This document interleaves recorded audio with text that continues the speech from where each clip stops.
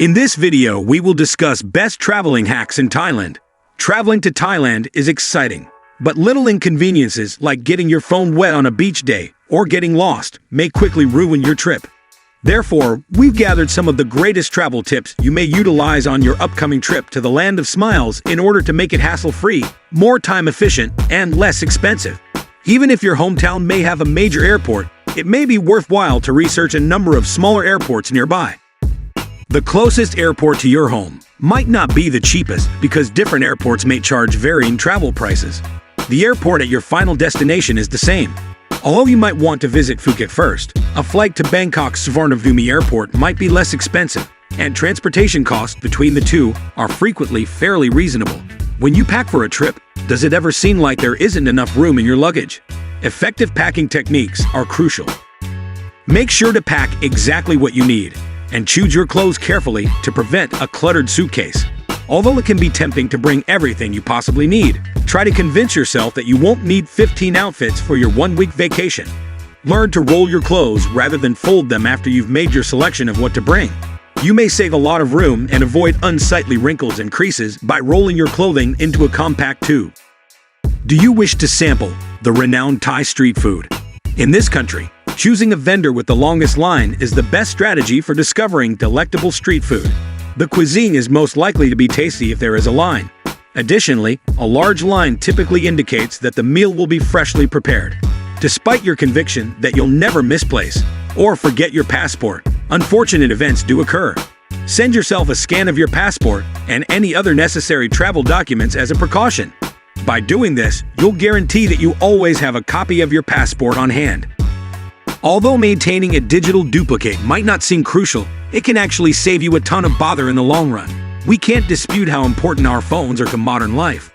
They serve as our guides, entertainment, friends, and cameras. Carrying a portable charger, power bank, and a power bank with you can be a lifesaver as you'll be on the road a lot throughout your trip. Think about traveling with a dead phone that isn't charged. It certainly sounds like a nightmare. It might be challenging to keep your items secure at the beach, especially if you're there alone. To prevent them from becoming easy targets, hide your phone, keys, and cash in the least obvious location. Before going for a swim, you can conceal your valuables by placing them in a Ziploc bag and then discreetly burying the bag under your beach blanket.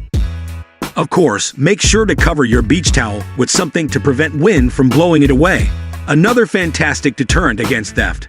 To mask them, place them in a used sunscreen container.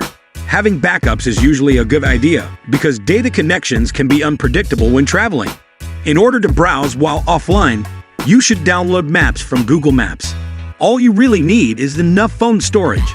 Select Download Offline Map after searching for the location you want to visit, like Phuket. People frequently overlook or downplay the significance of safety when planning a fun day at the beach, especially if they plan to simply swim in the ocean. Your safety should come first whether you're swimming, boating, snorkeling, or diving. Make sure to stay away from rip current-prone locations when swimming. It's better to only swim in places with designated lifeguards. Swimming with a friend is also preferable to swimming alone. Wear a life vest at all times if you're planning to go boating or kayaking. You could also wish to draw out a float plan and submit it to a responsible party. A float plan often comprises a brief description of your kayak or boat and your intended course of travel. Think the best beach shoes are flip-flops? Think again. Flip-flops won't actually keep your feet from the sand's sweltering heat. This causes a lot of individuals to have their feet scorched by the sand. Additionally, you can't wear it when surfing or swimming. Yet going barefoot during these sports is as risky. You can tread on a sharp rock or other objects with bare feet, since you never know what is beneath the surface. Water sandals or shoes are crucial for this reason. They have durable outsoles, flexible material, and a light weight to offer both comfort and protection. Additionally, they are excellent for walking, which would be really helpful if you intended to explore the beach planning a beach vacation where you'll do scuba diving. Be sure to become familiar with diving hand signals. Remember that while scuba diving is enjoyable, it can also be harmful if you don't know what you're doing, whether you've done it before or this is your first time. You should master the list of hand signals to use to convey objectives and give guidance in addition to the fundamentals of scuba diving. Having clear lines of communication with your team or instructor can help ensure dive safety. Getting to the beach early is a possibility if you want to spend some time alone.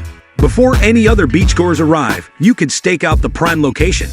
Additionally, the greatest time of day to get a tan is in the morning between 8 to 10 a.m. when the sun is at its weakest. The sun is at its fiercest between the hours of 11 a.m. and 4 p.m., which is bad for your skin. Foreign exchange fees are unpleasant. Look for credit cards with no foreign transaction fees to avoid paying extra every time you make an international purchase. Having these will guarantee that you won't incur additional costs when making purchases while on vacation. Additionally, these cards might provide travel rewards, allowing you to accrue points for redemption. Learning the fundamentals of Thai language, such as hi and thank you, can be quite helpful. Even if you are only visiting Thailand for a week, it can dazzle and work wonders as an icebreaker with the amiable locals. In Thai, hello is said with Sawasdi Kap for men and Sawasdi Ka for women, while thank you is said with Kog Kun Kap for men and Kog Kun Ka for women. There isn't exactly a good translation for Kap/Ka in English. To properly honor the person you're speaking to, they are placed at the end of sentences. Male speakers typically use Ka, while female speakers typically use Kap. Although it might seem like an extra cost, travel insurance is actually crucial. Nobody wants anything awful to occur when they are on vacation, but we can't know what will happen. You may be confident that any disasters won't wreak havoc on your finances if you have travel insurance. In Thailand, there are numerous holidays and festivals.